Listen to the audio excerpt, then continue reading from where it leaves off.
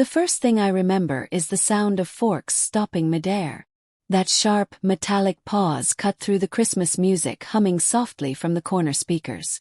The lights on the tree flickered, once, twice, as if even they were bracing for what was coming. Cinnamon hung in the air, warm and sweet, but the cold sitting in my chest made everything taste like metal. I'd been quiet all evening, the way I always was at home. Not invisible, just tolerated. Like background decoration. Leia leaned back in her chair, one elbow resting lazily against the table. She wore that familiar mocking smile, the one that always looked rehearsed.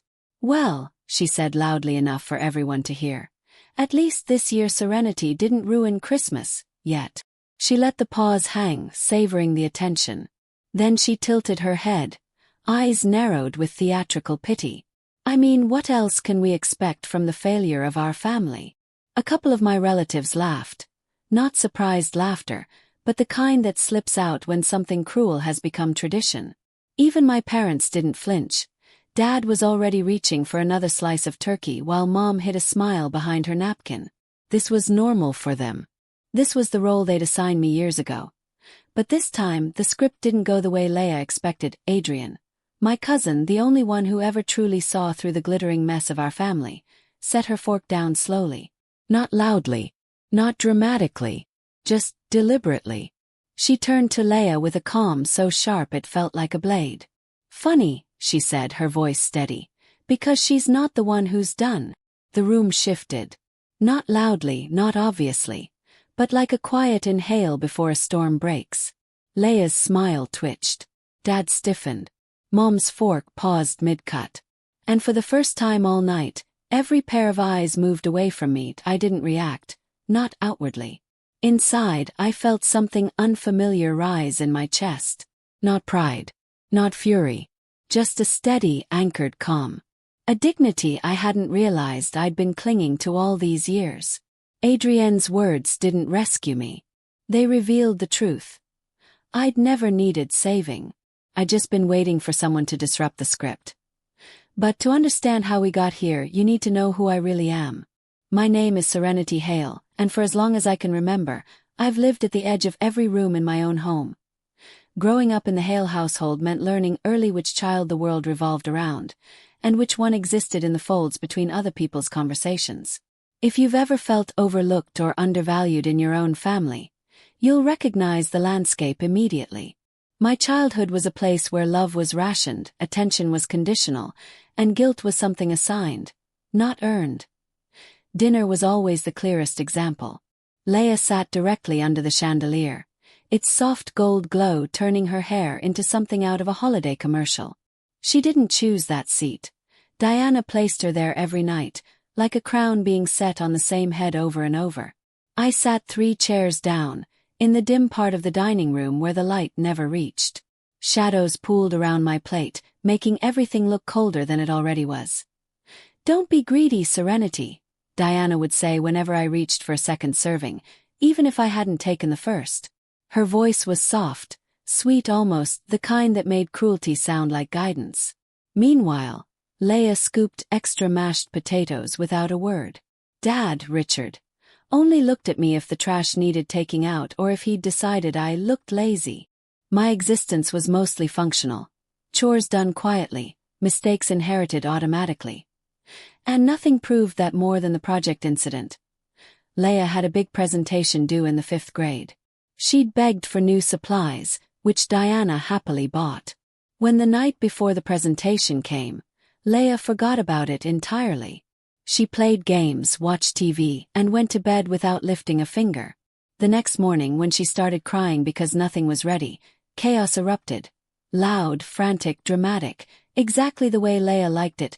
Richard stormed into my room before I was even awake. "Why didn't you remind your sister?" he barked. I blinked into the light, confused. "It wasn't my project."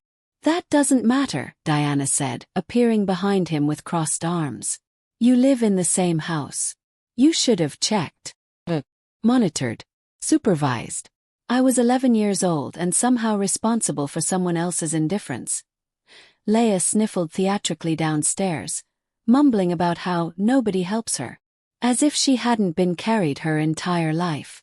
They handed her my colored markers on the way out, mine, and told me to stop making things difficult.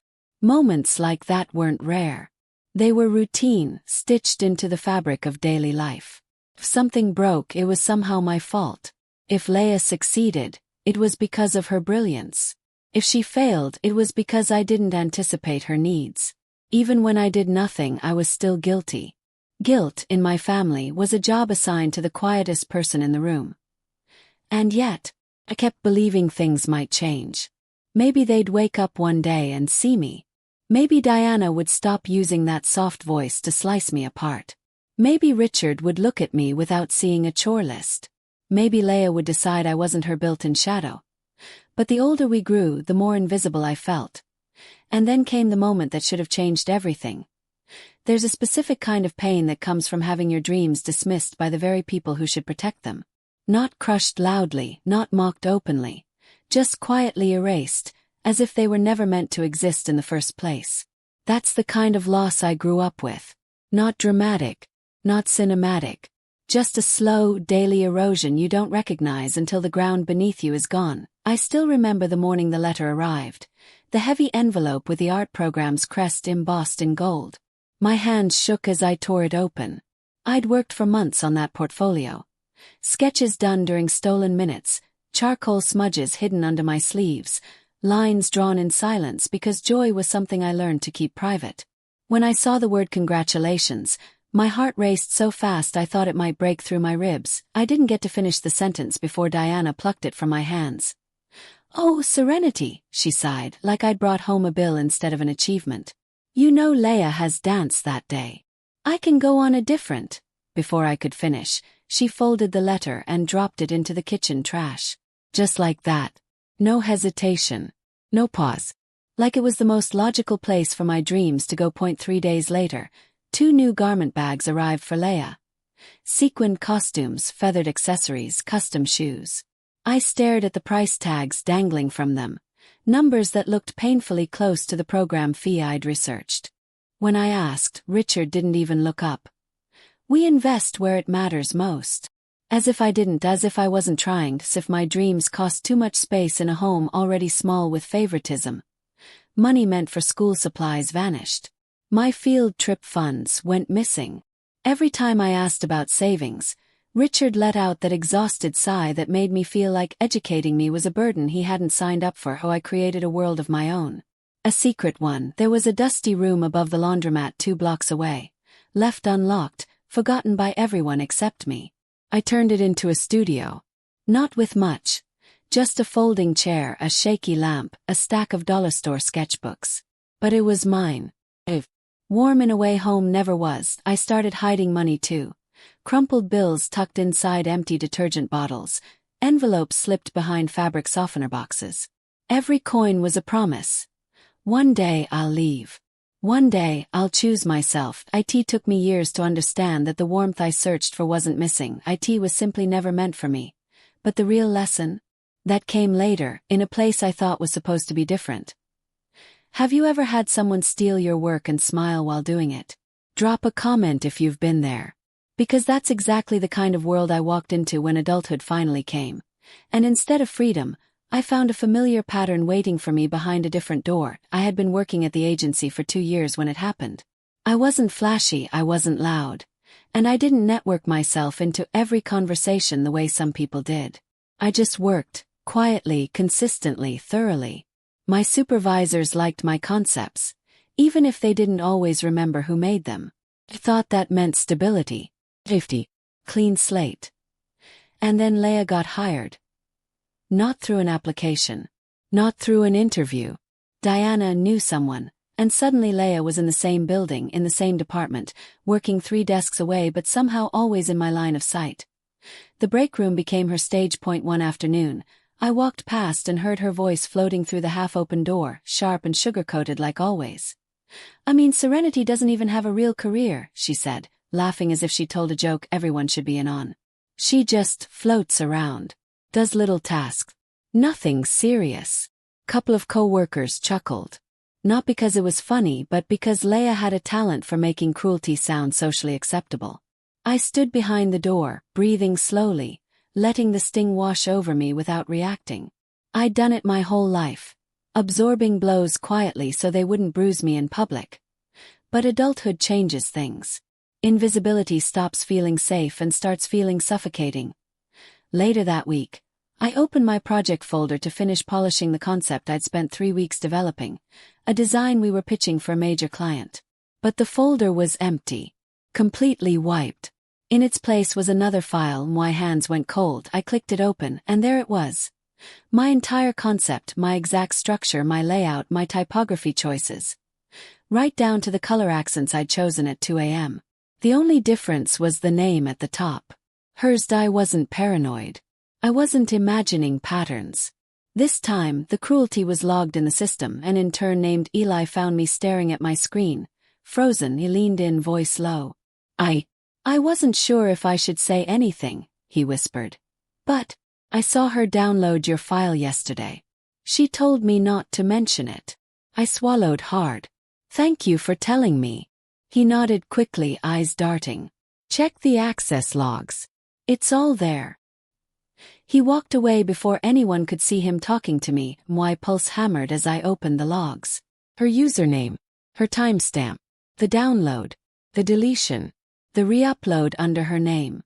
Clean, intentional, practiced. Just like home. But the real blow came in the meeting. Leia presented my concept. Confident, polished, smiling like she'd birthed the idea from pure genius. When someone praised the clarity of the layout, she laughed lightly and said, "Well, Serenity always crumbles under pressure." Someone had to pick up the slack. The room chuckled. She rewrote the narrative so effortlessly it was like watching someone paint over your reflection while you were still staring at the mirror. Across the table, Adrian, yes, the same cousin who had defended me years ago, watched quietly, her eyes narrowing just enough to tell me she saw through it. She didn't speak, but she didn't look away either. My silence sat in my lap like a weight I knew too well. I didn't argue. I didn't correct her. I didn't expose the logs or the files or the truth, not yet.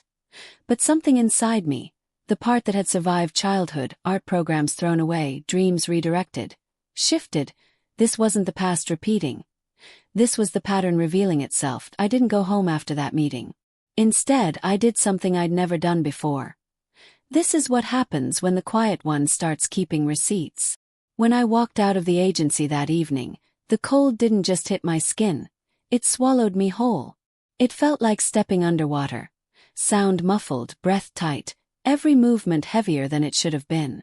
The city around me buzzed with holiday lights and chatter, but I moved through it like a ghost, each step carrying the weight of something shifting inside me. Not anger, not panic, something calmer, cleaner. The beginning of precision. I didn't go home. Instead, I walked 6 blocks to the co-working space I kept a membership for, mostly to escape the noise of my apartment when I needed to think. I'd never gone there at night before. The glass doors slid open with a soft hiss, revealing an almost empty floor washed in sterile white light. Desks sat abandoned, chairs pushed back like their owners had fled. The only sounds were the faint hum of the printer and the low buzz of fluorescent lights. Even the coffee pot on the side counter smelled stale, hours past its usefulness. I sat down, opened my laptop, and pulled up the agency system. The access logs appeared first, line after line, timestamp after timestamp, each one a small, neat betrayal. Download, delete, upload. Like brushstrokes in a pattern I'd been too tired to recognize. I stared at them for a long moment, then clicked Save As. Created a new folder. I named it simply Documents.no drama. No clever naming. Just truth. That I dragged the logs into the folder, then began pulling everything else. Monthly budgets where funds meant for my division disappeared, email chains where supervisors discussed concerns about my readiness, concerns that looked suspiciously like Leia's phrasing. Screenshots of messages hinting I was overwhelmed, needing guidance, not leadership material.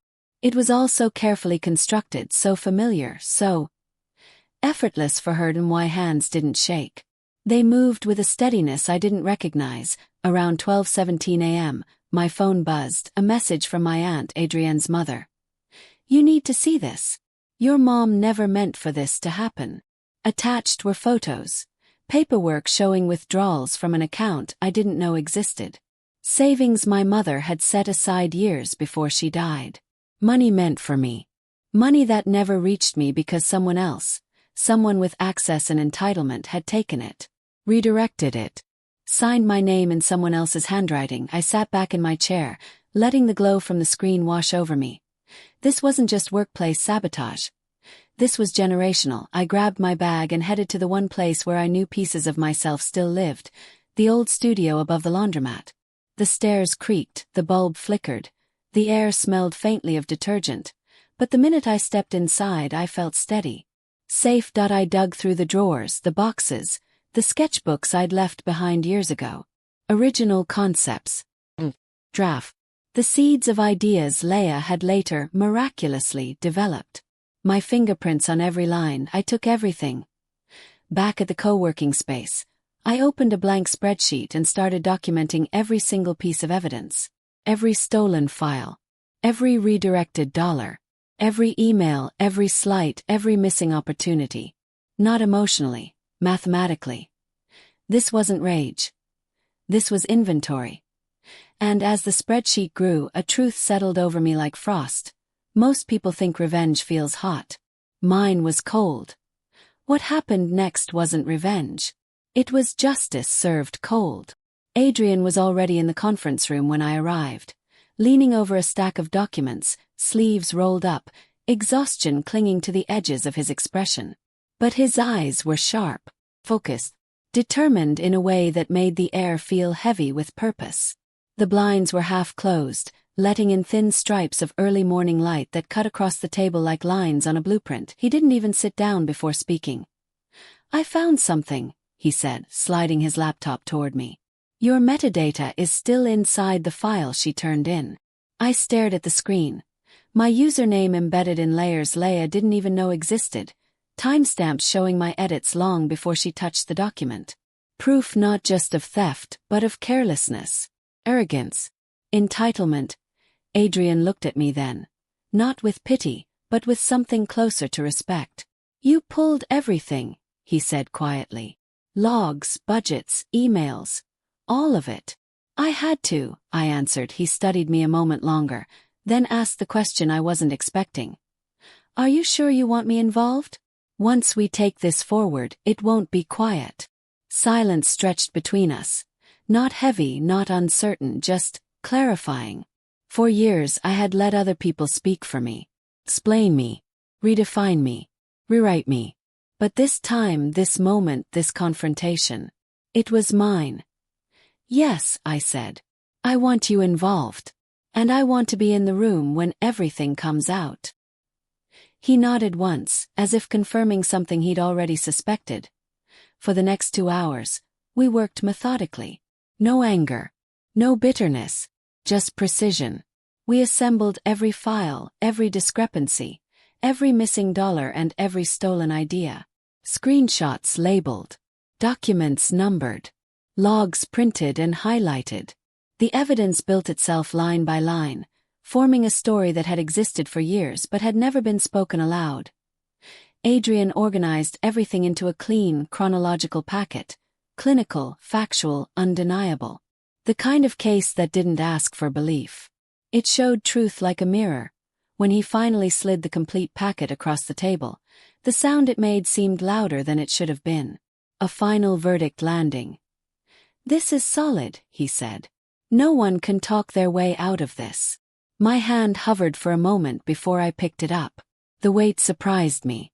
It wasn't just paper, it was years of being erased, rewritten, minimized, gathered into something tangible. I held it firmly.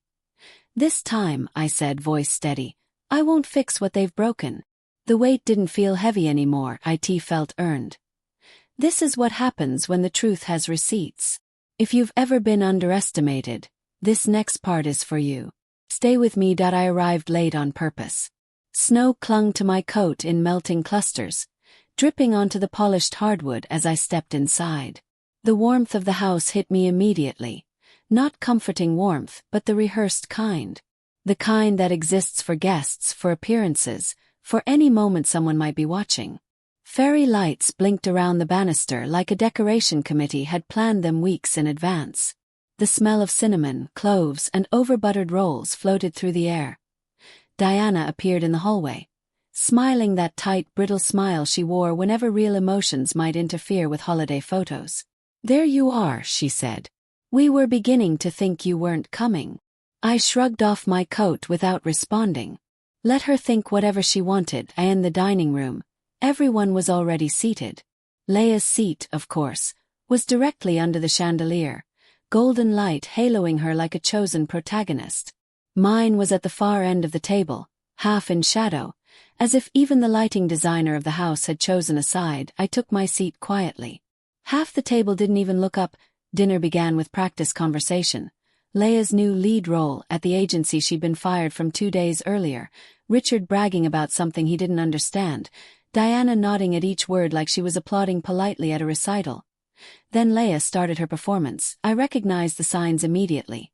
The dramatic sigh, the tilted head, the faux helpless tone she always used to set the stage before delivering a blow. She dabbed her napkin delicately at the corner of her lips and said, loudly enough for the whole table, "Well, at least Serenity showed up on time for once.